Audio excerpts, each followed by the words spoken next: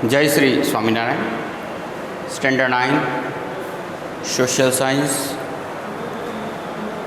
Chapter number 7 post independent India.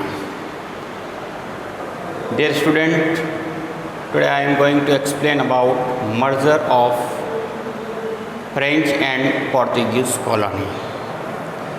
Dear student, in our previous lecture I have discussed about the merging of Jammu Kashmir, Hyderabad and Junagadh. विद्यार्थियों, पहले हमने पिछली कक्षा के अंदर पिछले लेक्चर्स के अंदर हमने जम्मू कश्मीर के इशूज़ के बारे में, हैदराबाद इशूज़ और जूनागढ़ के इशूज़ के बारे में डिस्कस की और किस तरीके से उसे हम भारत का भिन्न अंग बनाया। आज हम यहाँ पढ़ने जा रहे हैं पोर्तुगीज़ कॉलोनीज़ और फ्रेंच कॉलोनीज़ के बारे में। जैसा आपको ध्यान में है कि हमारे यहाँ सबसे पहले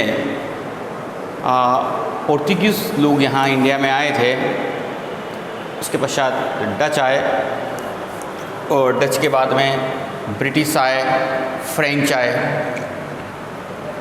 उसमें सबसे सुप्रीमो जो बन गए थे, मोस्ट ऑफ इंडिया के मोस्ट ऑफ पार्ट पर ब्रिटिश का राज रहा, लेकिन कुछ प्लेसेस अब अंडर कंट्रोल में थे, वो फ्रेंच के अंदर में थे और कुछ पार्ट थे वो पोर्तुगीज़। अब जो फ्रेंच के अंडर में थे उसमें पौंडीचेरी, यमन, कराईकल, माहे और चंद्रनगर जैसे स्टेट्स थे, और जो पोर्तुगीज़ थे उनके अंतर्गत गोवा, दमन एंड दीव।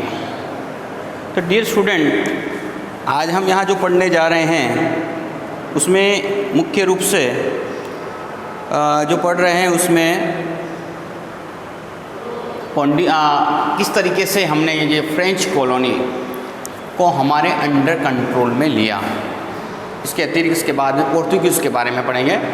तो ये लोग ब्रिटिश से भी ज़्यादा सख्त थे और दे डिड नॉट वांट, ये पोर्तुगीज़ और French both did not want to live India, Bharat को छोड़ने के लिए तत्पर नहीं थे। तो स्टूडेंट्स, आज हम किस तरीके से हमने हमारे भारत से उन्हें छोड़ने के लिए मजबूर किया, अब हम उसके बारे में हम यहाँ पढ़ने जा रहे हैं। तो now going to start about that. तो here India emerge an independent sovereign state on January 26, 1950। 26 जनवरी, जैसा हम सब जानते हैं, 26 जनवरी 1950 को हमारा देश एक सोवरेन कंट्री बन गया। But certain colonies of French and Portuguese rule were still under their control. लेकिन कुछ ऐसी कॉलोनीज अभी भी भारत के कुछ विदेशी है ना, उसमें से फ्रेंच और पोर्तुगीज के अंडर कंट्रोल में थी। Union of India appeal the French colony. देखो, इंडियन यूनियन ने फ्रेंच के साथ में अपील की, निगोशिएशन करने का प्रयास किया। Control Pondicherry and Portuguese control give Daman and merge with India, Bharat के साथ मर्ज हो जाएं। People of this colonies wanted desperately join India union of India, और वहाँ की जो जनता चाहती थी वो भारत के साथ मिलना। People of these colonies wanted desperately to join the Indian Union. They started vigorous movement for the purpose, और इस पर्पज़ के लिए उन्होंने ज़बरदस्त आंदोलन किए। The French tried to suppress this, और जहाँ फ्रेंच कॉलोनी थी वहाँ उन्होंने उसे सप्रेस करने के लिए, दबाने के लिए प्रयास किया गया।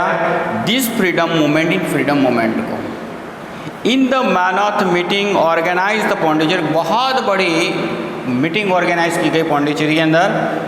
People gave the French government, और लोगों ने, वहाँ की जनता ने स्लोगन दिया, हिंद छोड़ो, live India. The Indian government started negotiation for peaceful solution of Pondicherry issue with the French government. Bharat सरकार ने, इंडियन गवर्नमेंट ने निगोशिएट करने का प्रयास किया, निगोशिएशन किया। फ्रेंच गवर्नमेंट पीसफुल सॉल्यूशन इसका निकल जाए।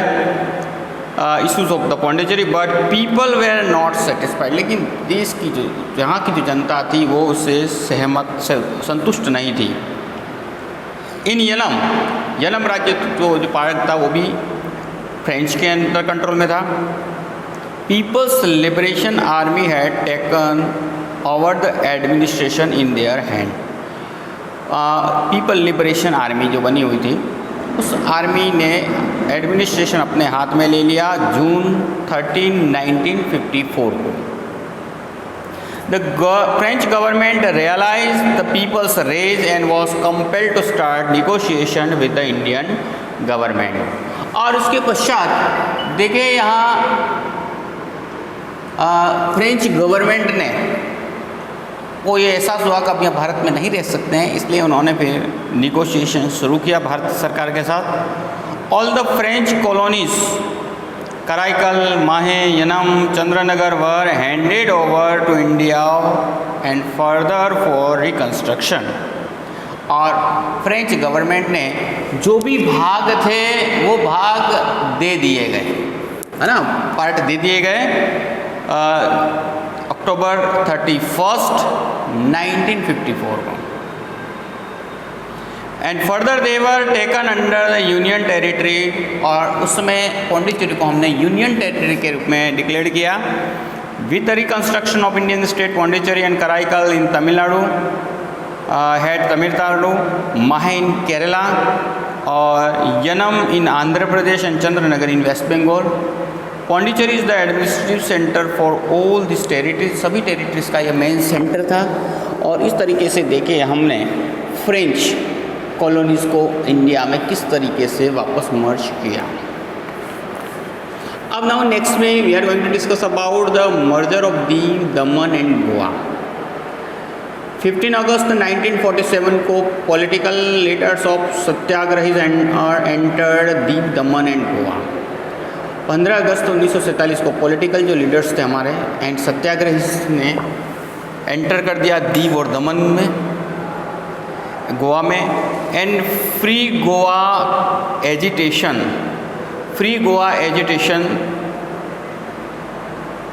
की शुरुआत की गई। फ्री गोवा को फ्री कराने के बाद थाउजेंड्स ऑफ वॉलंटियर्स डाइड। और उसमें कई स्वयंसेवक जो थे उनकी मृत्यु हो गई। As attempt such negotiation. अब देखो कई तरह के निगोशिएशन से स्टार्ट किया। Negotiation and persistence and satyagraha proved to be unsuccessful. और उसके बाद में भी जो हमारे जो सत्याग्रही थे वो असफल रहे, इस काम को पूर्ण नहीं कर पाए। The Indian government decide to begin operation Vijay. और अंत में भारत सरकार ने काफ़ी निगोशिएशन करने का प्रयास किया, लेकिन पोर्तुगीज़ गवर्नमेंट ने उसे साथ नहीं दिया। अंत में भारत सरकार को ऑपरेशन विजय चलाना पड़ा to liberate Goa on midnight of December 1961। अब देखिए अंत जब निगोशिएशन संपूर्ण नहीं हुआ तो अंत में भारत को क्या करना पड़ा, ऑपरेशन विजय चलाना पड़ा टू लिबरेट गोवा को लिबरेट करने के लिए दिसंबर 1961 के अंदर। Portuguese governor D Silva surrender the Indian government. और अंत में वहाँ के गवर्नर ने इसको क्या कर दिया, सरेंडर कर दिया। The Indian army captured Goa. Bharat सरकार ने, भारतीय आर्मी ने गोवा, दमन और दीव को अपने अंडर कंट्रोल में ले लिया। Hosted the Indian flag. और वहाँ पे हमारा तिरंगा फहराया। दस the last remain of the western rule, जो अंतिम रूलर बचे थे, डिसअपियर्ड फ्रॉम इंडिया। और वो इंडिया से चले गए, डिसअपियर हो गए।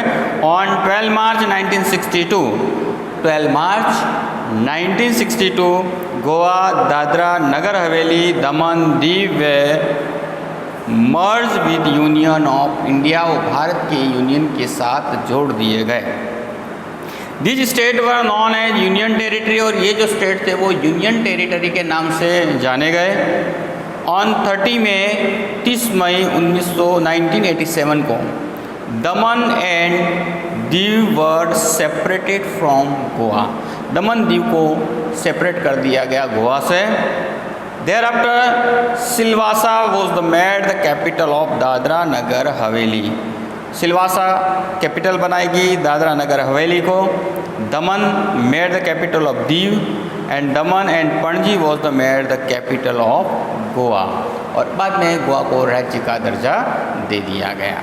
तो इस तरीके से आपने देखा किस तरीके से अंतिम बचे हुए फ्रेंच और पोर्तुगीज जो बचे थे हमारे यहाँ, जो यूरोपियन कॉलोनीज बची थी, उनको हमने मर्ज किया। तो सबसे पहले आने वाले पोर्तुगीज़ थे और अंत में सबसे जाने वाले भी पोर्तुगीज़ थे।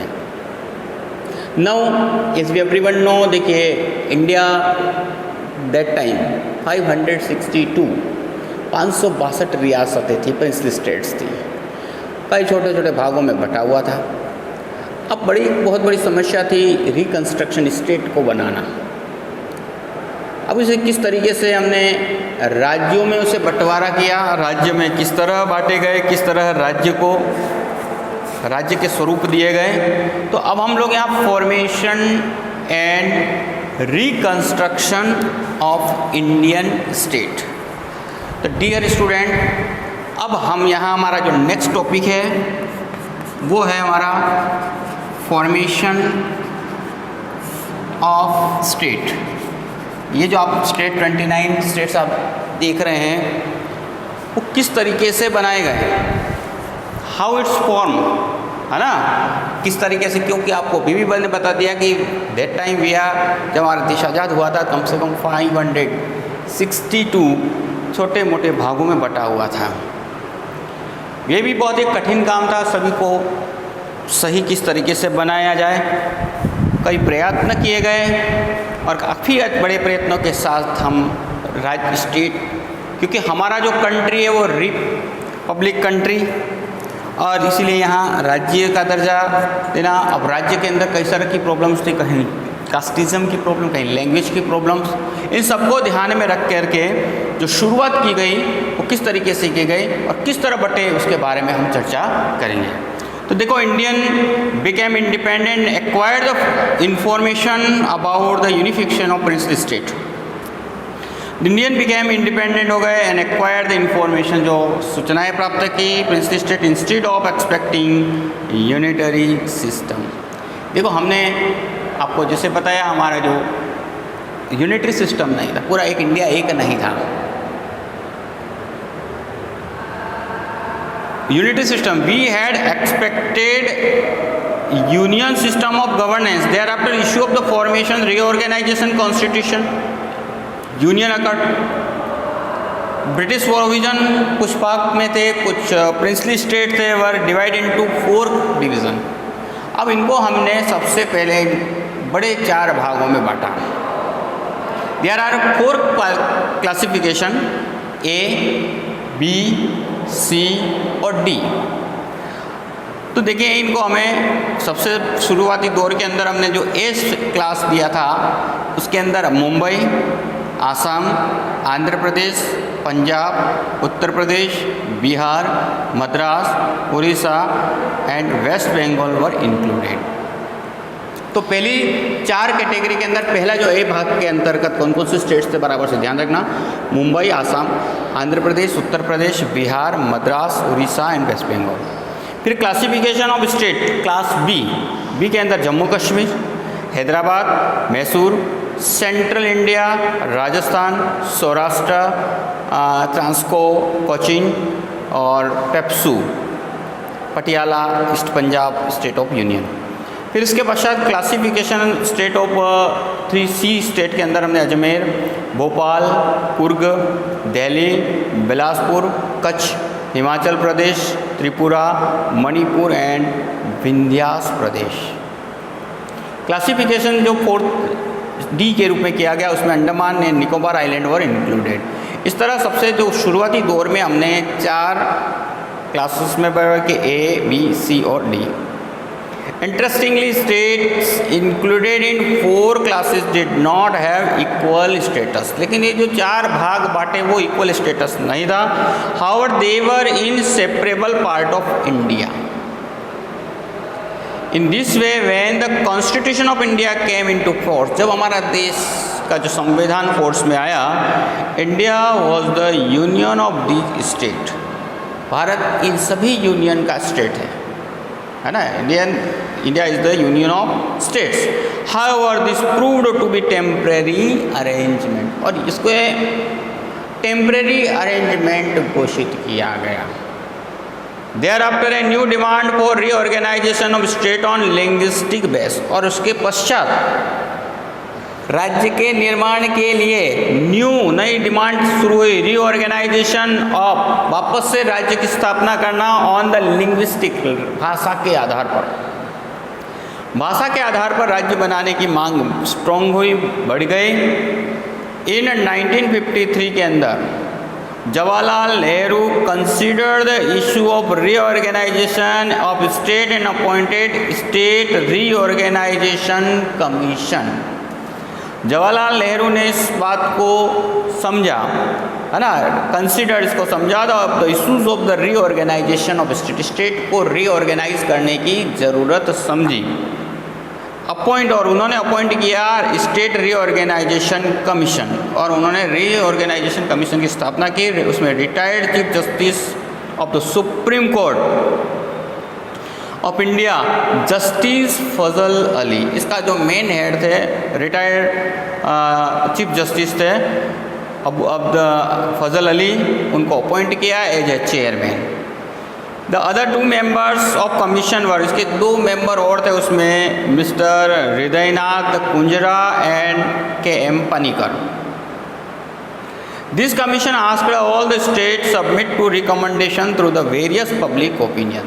इस कमीशन ने सबसे पूछा, वहाँ की जो आम जनता को पूछा किसके साथ वो मिलना चाहते हैं, submit the recommendation through the various opinion, अलग अलग ओपिनियन के, पब्लिक ओपिनियन के माध्यम से, and views postal intrication above all the bilingual. उसके अंतर्गत देखिए, Mumbai state was reform which, उसके अंतर्गत जो मुंबई राज्य को बांटा गया, महाराष्ट्र और गुजरात, सौराष्ट्र वर इंक्लूडेड, और गुजरात के अंतर्गत सौराष्ट्र को जोड़ दिया गया। Mumbai was made as the capital of this state, capital state बनाए गए। फाइनली बिल मेकिंग चेंज, और बाद में चेंज किया गया, constitution and reorganise state pass the implemented, और ये जो इम्प्लीमेंट किया गया वो 1956 के अंदर। The old classification of state class, और अंत में देखिए क्लास जो क्या रखा था ABCD, उसको डिसॉल्व कर दिया। Amendments were made on the first appendix and Indian Constitution in place of the earlier classification. 2 parts were formed and constituent state of the union territory. अब यहाँ 2 भागों में तो बांटा गया, इसमें देखिए constituent states के रूप में और union territories के अंदर। द 14 स्टेट इंक्लूडेड, अब उसमें 14 स्टेट शुरुआती दौर में बनाए गए। उसमें देखिए आंध्र प्रदेश, आसाम, बिहार, मुंबई, जम्मू कश्मीर, केरला, मध्य प्रदेश, मद्रास, मैसूर, उड़ीसा, पंजाब, राजस्थान, उत्तर प्रदेश, वेस्ट बंगाल, और यूनियन टेरिटरीज के अंदर दिल्ली, हिमाचल प्रदेश, मणिपुर, त्रिपुरा, अंडमान निकोबार और लक्षद्वीप। तो जैसा मैंने आपको बताया कि देखिए इसके अंतर्गत महाराष्ट्र जो था, वापस ध्यान रखें, above all the bilingual, Mumbai state जो था उसके अंदर डबल भाषा जो राज्य था, जिसके अंतर्गत क्या था, रिफॉर्म, जिसको रिफॉर्म किया गया था, महाराष्ट्र, गुजरात और सौराष्ट्र, जिसको इंक्लूड करके मुंबई स्टेट बनाया हुआ था। और इसमें ध्यान देना कि ये जो स्टेट बाद में जाकर के बना महाराष्ट्र और ये, लेकिन ये इन तीनों तरह के को जोड़ करके बनाया गया था। फाइनली सेंट्रल गवर्नमेंट में 2 सेपरेट स्टेट के रूप में बनाए। बाद में जाकर के देखिए मुंबई को बंटवारा किया गया, बट 2 स्टेट बनाए गए, बॉम्बे स्टेट के 2 स्टेट बनाए गए, Maharashtra and Gujarat, on May 1, 1960 को, 1 May 1960 को, on 25 May 1960 recognisation of Maharashtra is the state made of the capital Mumbai, Maharashtra की जो कैपिटल मुंबई बनाई गई। 1 May 1960 is the consider the foundation day of Gujarat, ठीक है, फाउंडेशन डे के रूप में मनाया गया 1 मई को। गुजरात इस इंक्लूड द रीजन सौराष्ट्र और कच्छ को गुजरात के साथ जोड़ा गया। Assam, Meghalaya, Manipur, Tripura, Arunachal Pradesh, Mizoram and Nagaland were organise as land of 7 sister. ये छोटे छोटे राज्य यहाँ पर 7 सिस्टर के रूप में जाने गए। इसके पश्चात there were a continuous demand for the formation of small state. इसके बाद में भी लगातार स्मॉल छोटे छोटे स्टेट में बंटने की बात डिमांड चलती रही। बिगर जो स्टेट्स थे उनको छोटे स्टेट बनाने में there were always continuous demand थी for the formation of separate small state from bigger state. और in the year 2000 Jharkhand capital of Ranchi was separated from Bihar. Bihar से सेपरेट किया गया झारखंड और उसकी जो कैपिटल रखी गई रांची, ठीक है ना। बिहार बड़ा राज्य, बिहार को सेपरेट किया गया झारखंड राज्य को सेपरेट किया गया मतलब बिहार से, और उसकी कैपिटल रांची रखी गई 2000 में। फिर छत्तीसगढ़ जो उसकी capital Raipur was separated from Madhya Pradesh से जो सेपरेट किया गया वो Chhattisgarh. Uttarakhand capital Dehradun was separated from Uttar Pradesh and were recognise as the state, जिनको राज्य का दर्जा दिया गया, राज्य के रूप में गिने गए। इन 2014 के अंदर 2014 के अंदर Telangana was reorganise, Telangana state को रीऑर्गेनाइज किया 2014 के अंदर separate state from Andhra Pradesh से सेपरेट करके। इवन टुडे आज भी हमारे यहाँ demand for various separate state की मांग चल रही है। Going to the latest being of the Vidarbha region of Maharashtra से विदर्भ जो राज्य है भाग है उसे अलग सेपरेट करने की मांग चल रही है। करंटली आज आप लोग देख रहे हैं कि इंडियन कंसिस्ट 29 स्टेट्स में बिहार, आसाम, बिहार, गोवा, गुजरात, हिमाचल प्रदेश, हरियाणा, कर्नाटका, केरला, जम्मू कश्मीर, मध्य प्रदेश, महाराष्ट्र, मणिपुर, मेघालय, मिजोरम, नागालैंड, राजस्थान, उड़ीसा, पंजाब, तमिलनाडु, तेलंगाना, ठीक है, तेलंगाना, इसके बाद उत्तर प्रदेश, सिक्किम, त्रिपुरा, वेस्ट बंगाल, छत्तीसगढ़, उत्तराखंड, अरुणाचल प्रदेश, दिल्ली, झारखंड। इसके अतिरिक्त जो 7 स्टेट यूनियन टेरिटरीज है उसमें चंडीगढ़, पौंडीचेरी, लक्षद्वीप, दमन, दीव, दादरा नगर हवेली, और इसमें लद्दाख और आपके यूनियन टेरिटरी के रूप में जुड़ा, और इसके अतिरिक्त नेशनल कैपिटल दिल्ली। इस तरह हमारे कई जो भाग हैं, स्टेट हैं जो जिसके बारे में आपको हमने बताया। तो डियर स्टूडेंट, प्रिपेयर आप यहाँ इसके नोट्स तैयार करेंगे। आज हमने जो एक्सप्लेनेशन किया वापस से एक बार ध्यान से सुन लें, समझ लें कि हमने पोर्तुगीज़ और जो फ्रेंच कॉलोनी को इंडिया में कैसे मिलाया, और हमारा जो formation and reorganisation of Indian state, formation of state कैसे हुआ, मतलब वापस इसको रीऑर्गेनाइज कैसे किया हमने, किस तरह से हमारे सेपरेट थे, इन स्टेट्स को हमने कैसे मिला करके हमने इंडिया को एक यूनियन का रूप दिया। तो डियर स्टूडेंट, इस तरह से आपने देखा कि इन दोनों के बारे में आप नोट्स लिखेंगे। जय श्री स्वामीनारायण।